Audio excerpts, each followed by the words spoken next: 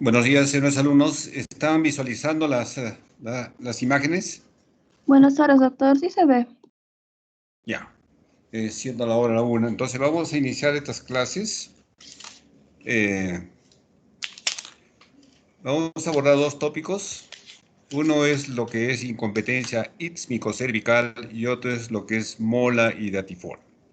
Mola y datiforme.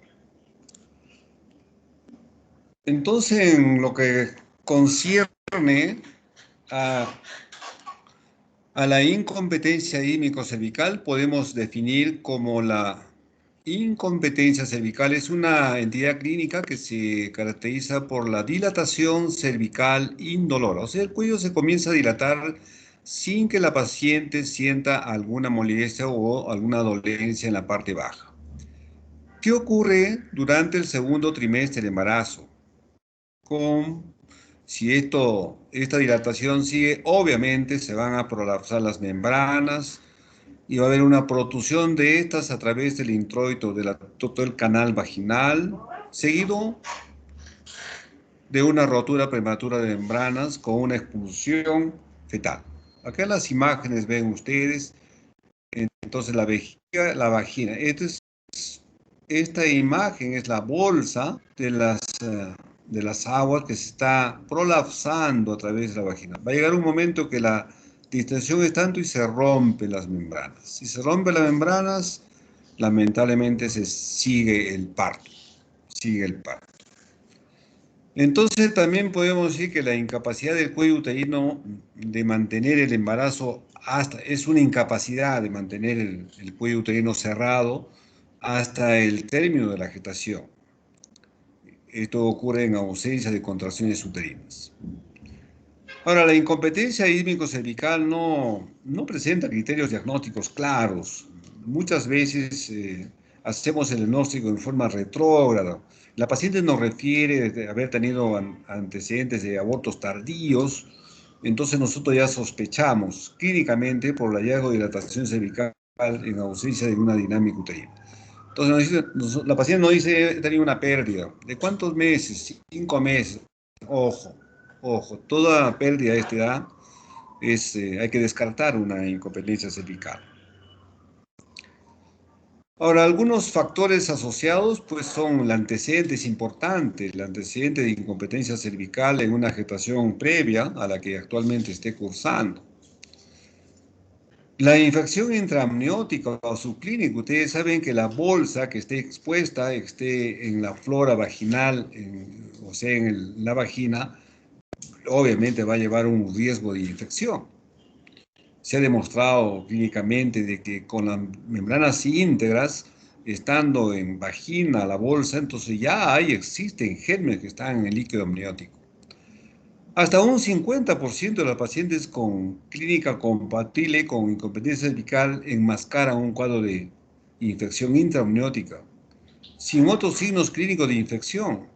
O sea, no hay leucocitosis, no hay fiebre, solamente hay una hiperdinamia uterina, hay una irritabilidad uterina, contracciones que no cede a útero inhibidores, no cede a analgésicos o antiprostaglandínicos. Ocurre por esta situación. La etiología podemos decir que pueden ser adquiridas y pueden ser congénitas. En cuanto a las adquiridas, son defectos de tejido conectivo. Puede ser secundaria a una cirugía cervical. Hay muchas operaciones que se hacen a nivel del cuello uterino, como son las conizaciones frente a una displasia cervical. Algunas veces se hace una traquelectomía, o sea, una resección parcial del cuello uterino por alguna lesión, o algunas veces se hacen dilataciones cervicales repetidas, a veces hay lesiones, desgarros cervicales secundarias a un parto, o defectos congénitos de tejido conectivo. Todas estas situaciones, pues, son factores de riesgo para que puedan presentar esta patología. En cuanto a la etiología congénita, son hipoplasias cervicales congénitas, o sea, hay poco desarrollo del cuello uterino. Por alteraciones en el desarrollo del cuello, incluido el posterior a la exposición de dietilestilbestrol en el útero, que es un antecedente que se menciona en este tipo de patología. Ahora, ¿cómo hacemos el diagnóstico? Entonces, hay una prueba de diagnóstico pregestacional. Entonces, hay especial atención a los antecedentes de la paciente. Si la paciente nos dice que ha tenido un aborto tardío, ojo. Y si ha tenido más de 2 abortos tardíos, ojo. Tenemos que sospechar en esta patología. Entonces, el médico tiene que ser acucioso, sospechar en algo. Si tiene la sospecha clínica, es importante tener la sospecha clínica. Confirmar con los exámenes auxiliares, confirmar con el mismo examen clínico. Si usted tiene a la paciente que viene con un dolor abdominal, con un embarazo de 5 meses, y le dice que ha tenido un aborto también igual hace 3 meses, ojo, tiene que descartar ese tipo de patología. Entonces, especial atención a los antecedentes. Cuando también hay una dilatación cervical con una bujía de 8 o más, si hacemos una ecografía por una situación y hacemos una cervicometría, nos da la longitud del cuello, acá están viendo la cervicometría, cuánto mide un cuello uterino normal. Igual cuando hacemos una radiografía, una histerosalpingografía, de repente nos refiere el radiólogo de que no ha podido hacer la histerosalpingografía porque todo el material de contraste se sale por el cuello uterino. El test de resistencia cervical mediante la tracción de globo vesical. Hay muchas pruebas que nos ayudan a corroborar nuestra impresión diagnóstica. La longitud del cuello, si nosotros encontramos en un embarazo, por decir, de tres meses o 4 meses, y encontramos un cuello corto, menos de 25 milímetros, entonces tenemos alta sospecha de un cuello corto que puede tener algún riesgo de esta incompetencia.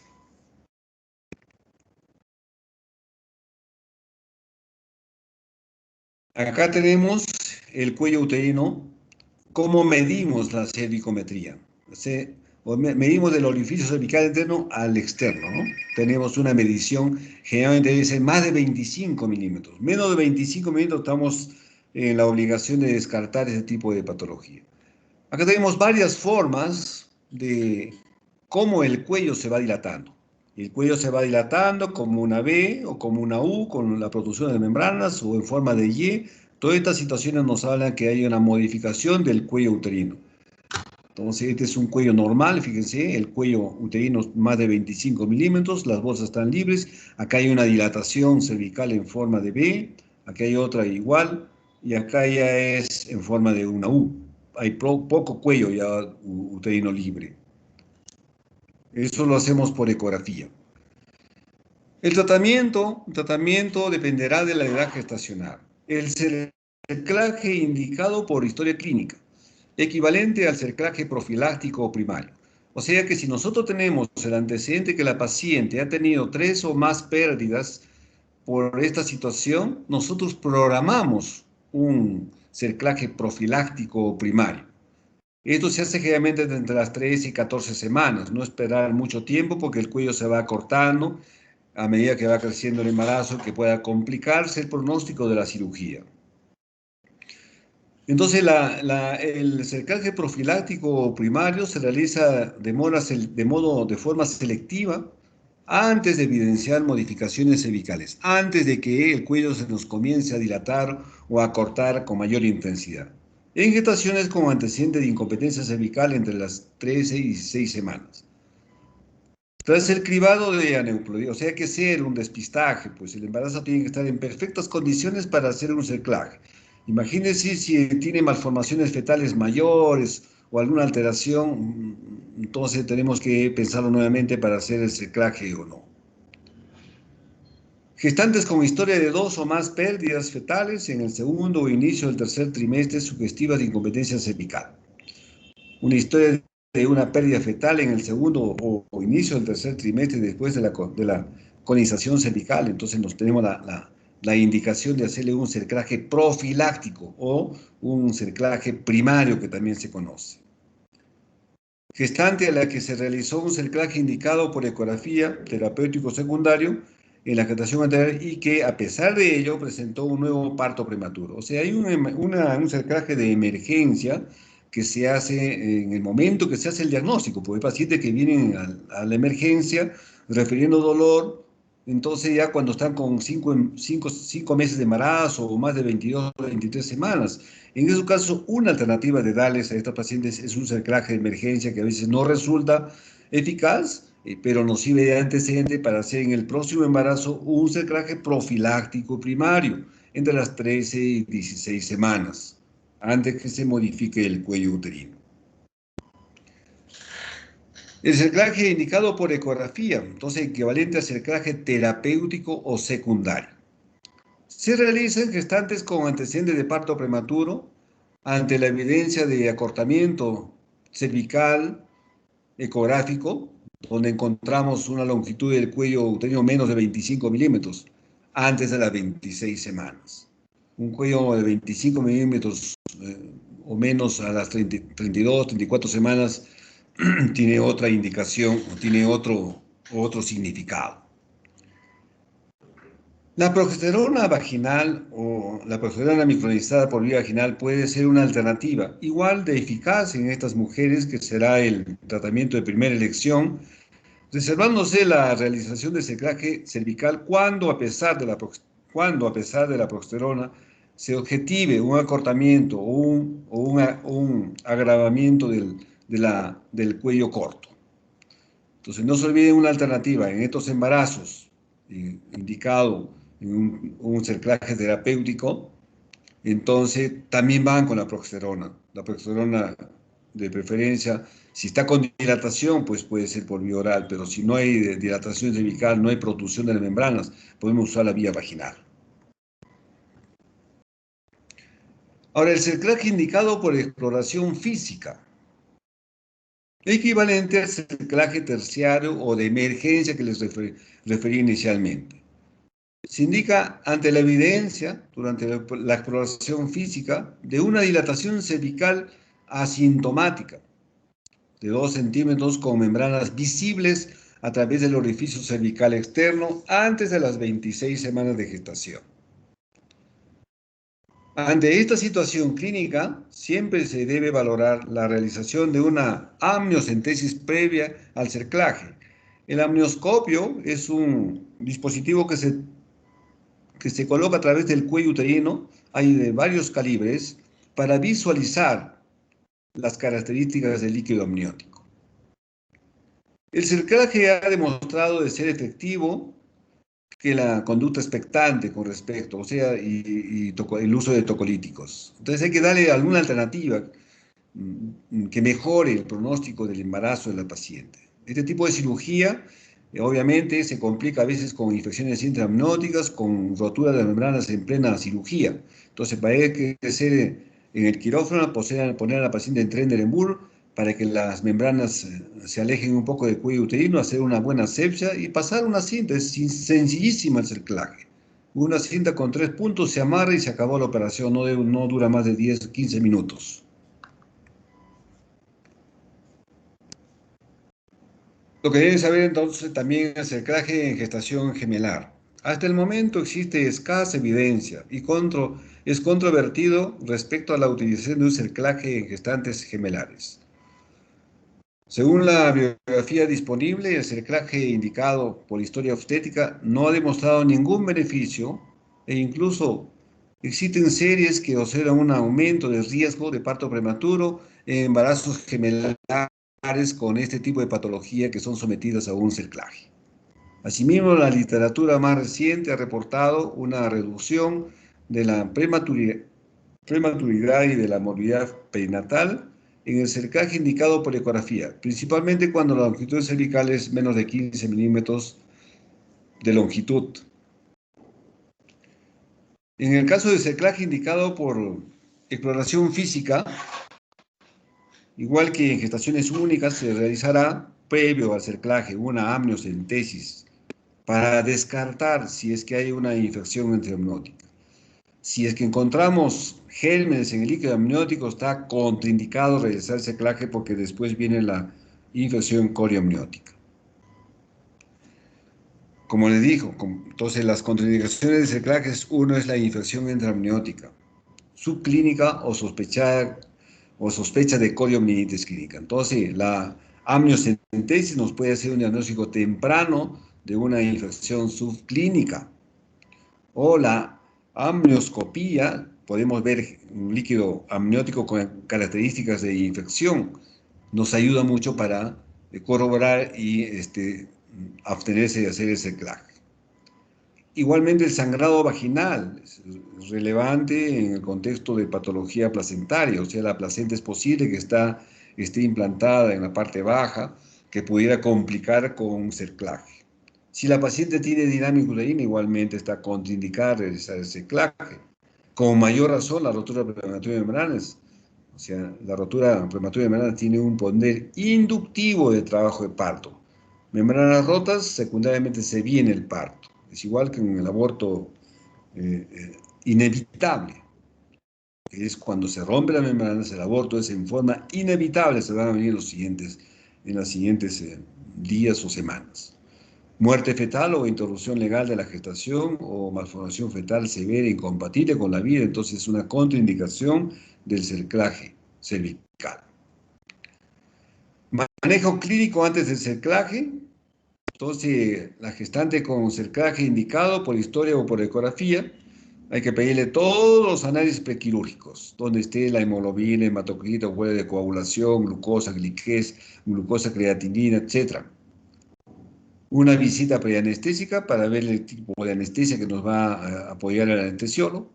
Cultivos endocervicales, los días previos al cerclaje, descartar una infección endocervical, descartar una infección intraamniótica. Se puede usar indometacina 100 miligramos como antiprostaglandino por vía rectal. Profilaxis antibiótica, puede usarse cefositima, 2 gramos en monodosis, o otro analgésico, la ceftriaxona puede ser también.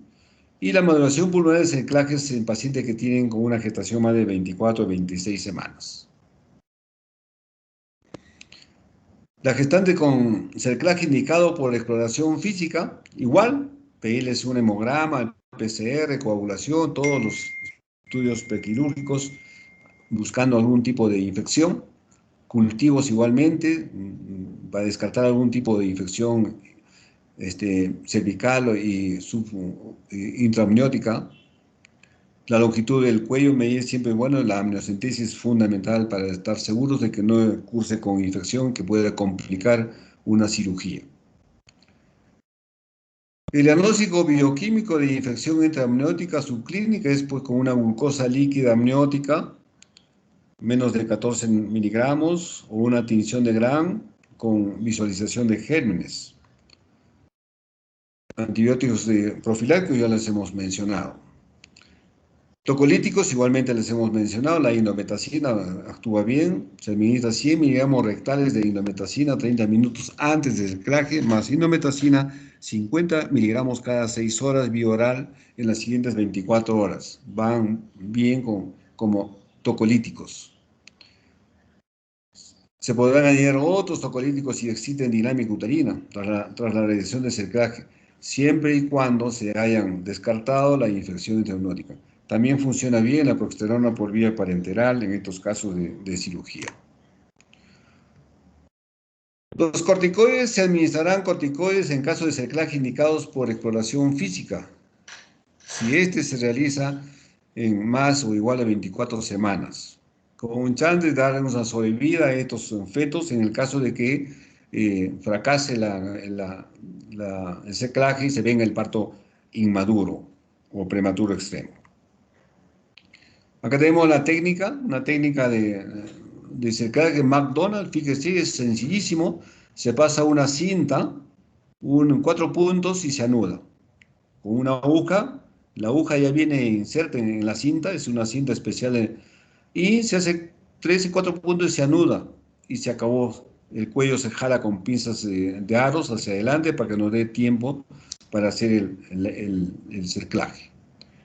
Acá tenemos otra técnica, es un poco más complicada, que se necesita divulsionar, entrar por debajo del peritoneo, igual con el mismo objetivo, de cerrar el orificio. ahora usamos más que todo esta técnica de Shioka, entonces ya no lo usamos mucho tiempo, usamos más de McDonald's, que es más rápido y más práctico, y los resultados son iguales. Manejo posterior en hospitalización, cercaje indicado por historia clínica, se recomendará el reposo relativo. Ecografía de control a las 24 horas. Si no existe contraindicación, se realizará alta tras la ecografía. Recomendaremos descanso médico por una semana, dependerá de la actividad de la paciente. En el cerclaje indicado por la exploración física, indicaremos un reposo absoluto con la administración de un útero inhibidor como la indometacina. A las 24 horas realizaremos una ecografía de control para confirmar que el cerclaje está normo inserto, o sea, sin ninguna complicación de técnica. Si está todo bien, igualmente se procede el alta. También hay un cerclaje abdominal. Entonces hay que hacer esto, ahora se puede hacer por la paroscopía o también se puede hacer por cirugía abierta. Es igual, el mismo objetivo es disecar, entrar a través del peritoneo, colocar la cinta, como estás viendo acá. Hay unas agujas especiales para no hacer mucho romas, para no traumatizar, y se hace un cerclaje. Obviamente es más seguro que el anterior, pero es más cruento. El seguimiento ambulatorio, el primer control, hacerlos entre las 7 a 10 días. Si el cerclaje está no muy inserto y la situación clínica es estable, el manejo se individualizará a criterio clínico según tipo de indicación de cerclaje. Siempre será un seguimiento para descartar infecciones que puedan complicar más adelante la cirugía. Entonces, puede inducirse la actividad física hasta las 34 semanas. Estos pacientes siempre hay que hacer un seguimiento más continuo, tratando de buscar alguna complicación. Igual, no recomendamos las relaciones sexuales porque ustedes saben de que en el semen se liberan prostaglandinas que producen como contracciones uterinas. Además, los espermatozoides siempre ascienden hacia arriba y arrastran en su cola bacterias que están en la flora vaginal, que pueden llevar una infección hacia el cuello uterino. La sutura de cerclaje se retirará cuando la gestante alcance el término, 37, 38 semanas, o incluso cuando la paciente esté entrando en parto, se retira. Pero no debe esperarse que las pacientes entren en trabajo de parto, porque el cuello comienza a dilatarse, y puede cortarse. Como este es rígido, se corta, se secciona el cuello uterino. Si en algún momento aparece dinámica uterina, que no cede con tocolíticos o clínicamente hay coriomielitis, debe retirarse el cerclaje. Existe escasa evidencia sobre el manejo en caso de rotura prematura de membranas. Se desea una amniocentesis siempre que sea posible. La idea es de que si hay indicio de infección intraamniótica, es retirar el cerclaje. Bien, entonces, como le estoy comentando, acá es más que todo por el antecedente de la paciente. Basta que ustedes escuchen que la paciente presentó abortos tardíos, ojo, están en la obligación de hacer un diagnóstico de incompetencia cervical, que es diferente de los abortos que se producen el primer trimestre, ¿no? No tiene que ver nada con los abortos tardíos que ocurren alrededor del quinto mes de embarazo. Y darle el tratamiento. Si hacen un diagnóstico, funciona bien el cerclaje terapéutico programado, a diferencia de hacerlo un cerclaje de emergencia, que siempre se complica con infecciones muchas veces. En cuanto a la mola y atiforme, entonces podemos decir que la enfermedad trofoblástica gestacional conforma un grupo de enfermedades heterogéneas que se derivan de una proliferación trofoblástica anormal de la placenta, con un potencial para invadir localmente el útero y dar metástasis a distancias. Es un grupo heterogéneo de esta enfermedad trofoblástica gestacional. Se clasifica, hay varias clasificaciones, pero la clasificación histológica puede ser en mola hiatiforme y neoplasia trofoblástica gestacional. La primera, la mola hiatiforme, que puede ser a su vez completa o parcial. Completa, parcial, completa o parcial es cuando efectivamente existe feto. Y la neoplasia trofoblástica gestacional, entonces puede ser mola invasiva, puede ser un coriocarcinoma, que ya es un cáncer prácticamente, puede ser un tumor en el lecho placentario, puede ser un tumor trofoblástico epiteloide. Fíjese acá, una mola parcial, hay placenta con degeneración higrópica y feto. Igual, lo mismo que está acá es esto, ¿no? Ahora, debe saber también que el 80% corresponde a mola hiatiforme, que es la más frecuente. El 15% a mola invasiva, un 5% a un cáncer, un coriocarcinoma de manejo oncológico. La incidencia para mola completa es 1 a 3 en 1000 embarazos, un poco rara. La incidencia para la mola parcial es de 3 en 1000 embarazos, también un poco rara. ¿Hay factores de riesgo? Claro que sí. Los factores de riesgo son la edad materna avanzada, más de 40 años. Todo paciente que viene a la consulta o emergencia con sangrado genital, que ustedes hacen una ecografía, encuentran, entonces siempre pensar en una mola. A veces viene con abortos, le hacen el tratamiento, se le da tratamiento médico, porque puede ser con misoprostol, no sé, le hacen un curetaje y la paciente a la semana sigue sangrando, viene otra vez por hemorragia. Paciente que venga con sangrado genital después de haberle realizado un curetaje, ojo, métanse en la cabeza, descarten una mola, descarten una mola. Entonces es criterio médico. Entonces tienen que sospechar en esta cosa. Si no tienen la sospecha clínica, se les va a pasar. Ah, señora, vaya nomás, vuelva por consultorio y va a seguir sangrando. Y no llegan al diagnóstico. Antecedente de gestación molar previa. Entonces no se modifica con el cambio de pareja si ha tenido una o dos pacientes y queda con el mismo riesgo de presentar una mola. Ahora, es más, si es que en un embarazo el 1% de un solo antecedente, pero fíjese si en un embarazo, dos embarazos tiene, sube el factor de riesgo de un 15 a 20% en dos antecedentes de mole diatiforme. Hay menos evidencia en cuanto a los abortos de repetición y los grupos sanguíneos A y AB. La clínica es florida, hemorragia en el primer trimestre. Sangrado, que hay retraso menstrual, beta sigue positiva y sangrado genital, lo más frecuente. Abortos en el primer trimestre, dolor y presión pélvica por aumento del tamaño uterino o la presencia de quistes luteínicos en los ovarios que también dan distensión y dolor en el bajo vientre. Algunas veces estas vellosidades higrópicas son expulsadas por vía vaginal, que prácticamente ustedes ven como un racimo de uvas que sale por el cuello uterino, prácticamente tienen el diagnóstico. Otros síntomas clásicos como la anemia, pues si son pacientes que están sangrando muchos días, también se asocia con preeclampsia antes de las 20 semanas. Hiperemesis, y se asocia con hipertiroidismo. Hay un distrés respiratorio, cuando compromete esta enfermedad puede ir con metástasis a pulmones y dar este distrés respiratorio. Los exámenes auxiliares nos hacen el diagnóstico, la ecografía endovaginal. La ecografía endovaginal. Hay una imagen intrauterina característica en panal de abejas que tienen acá abajo. Sin desarrollo fetal, no hay feto. Todo es un tejido heterogéneo en panal de abejas, pero no hay feto. La imagen heterogénea corresponde a la masa trofoblástica con imagen de embrión concomitante en las molas parciales, como vemos acá, como molas parciales.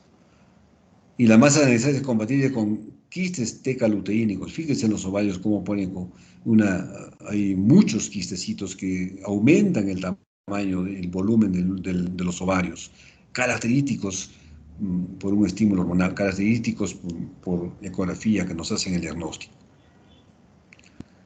Exploraciones complementarias, el hemograma, puede ser grupo sanguíneo, pruebas de coagulación, función hepatorrenal y determinación de la beta-HCG, seguramente nos va a salir un títulos más altos que un embarazo normal.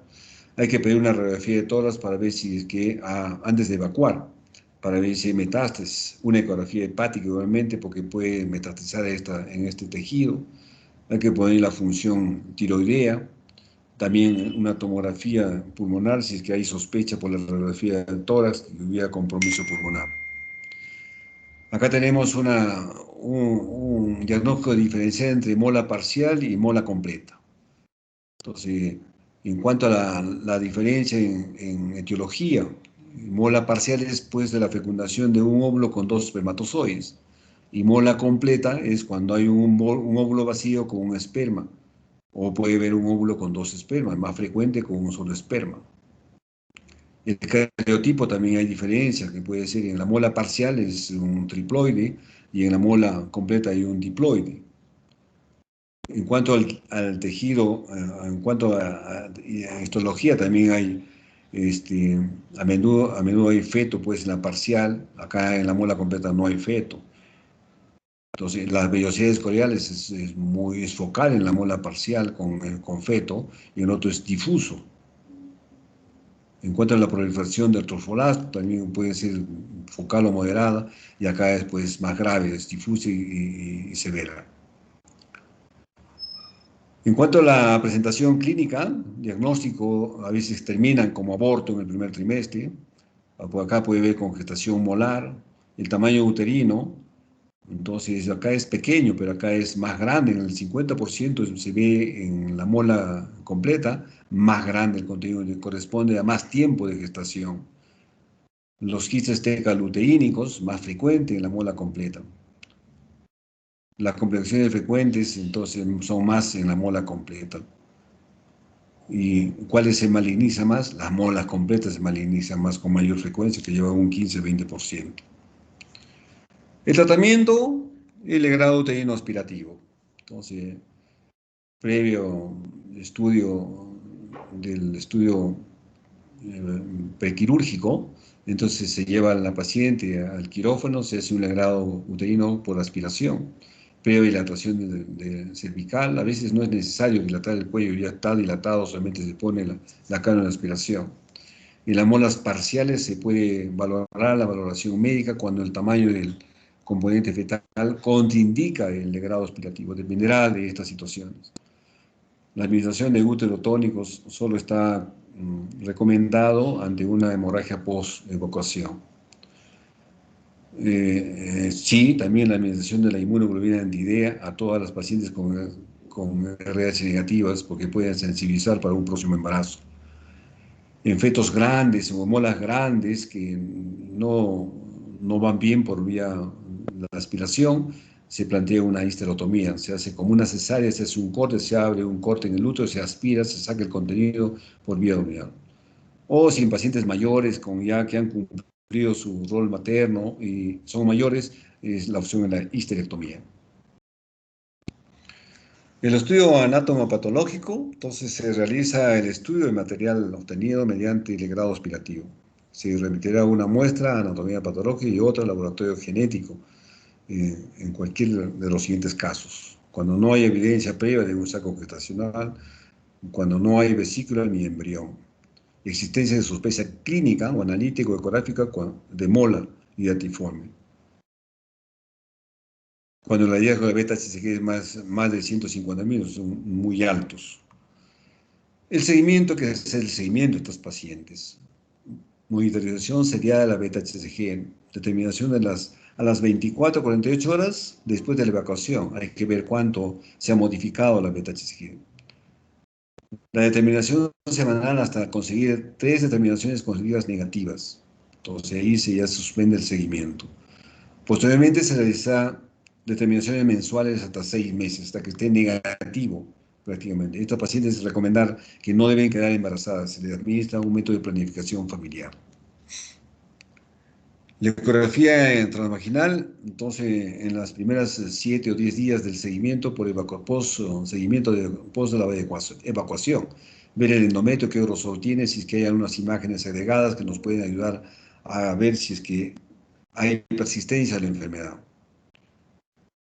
Posteriormente se valorará la necesidad de ecografía transvaginal según los resultados de la beta-SIG. Si la beta-SIG está en títulos altos, tenemos que hacer un seguimiento ecográfico.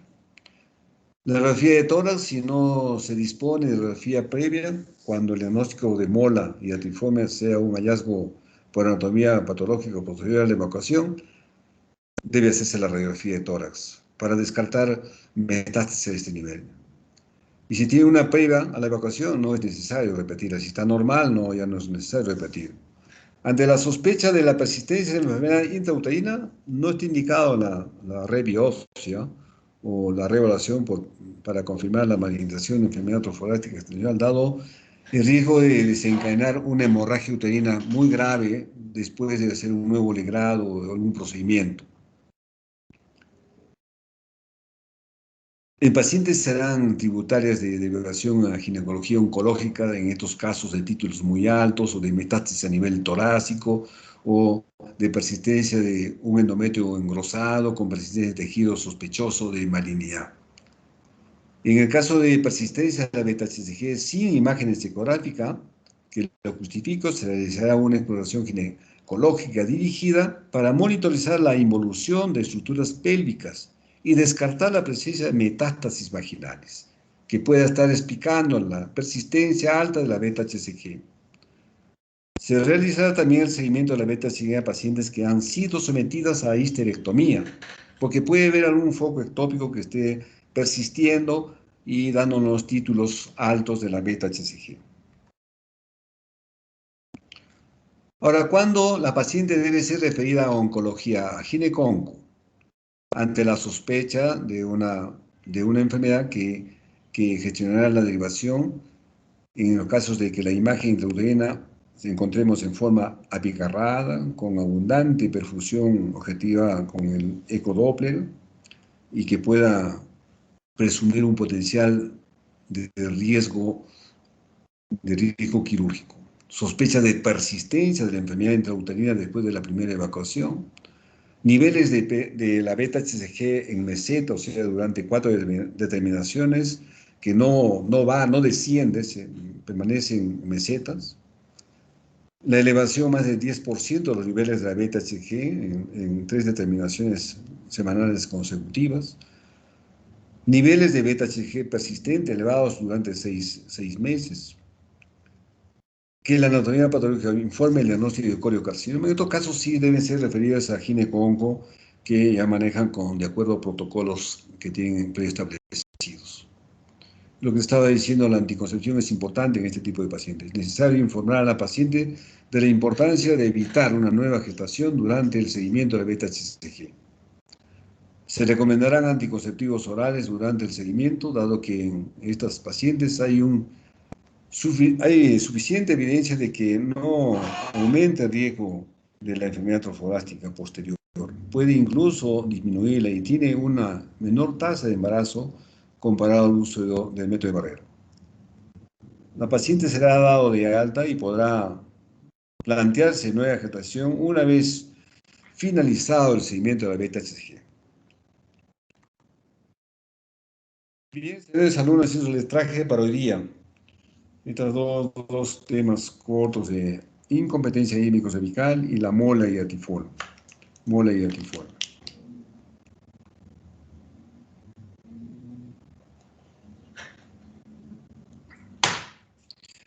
Bien, ¿alguna pregunta?